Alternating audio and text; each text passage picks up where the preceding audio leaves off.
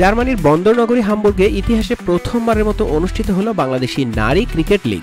Cricket Hamburg বিডির উদ্যোগে আয়োজিত women's Hamburg premier লিগে অংশ নেয় দুটি দল, রেড রেডিয়েন্ট ও গ্লিন গ্ল্যামার।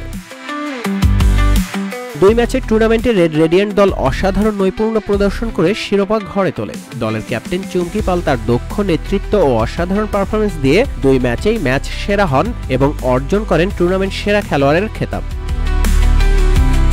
এদিকে দলের ভাইস ক্যাপ্টেন সুমাইয়া সাজ্জাদ ধারাবাহিক ব্যাটিং নৈপুণ্য দিয়ে মন জয় করে নেন সেরা ব্যাটারের পুরস্কার। তার কৌশলী খেলা ও সহনশীল নেতৃত্ব জয়ে বড় ভূমিকা রাখে। রেড রেডিয়েন্ট দল সম্মিলিতভাবে দলীয় চেতনায় খেলে প্রমাণ করেছে একতাই শক্তি। তাদের নিরলস প্রচেষ্টা ও দলগত মনোবলই এনে দেয় এই ঐতিহাসিক জয়। RICL TMX, যুগের পর যুগ স্থাপনা থাকে মজবুত।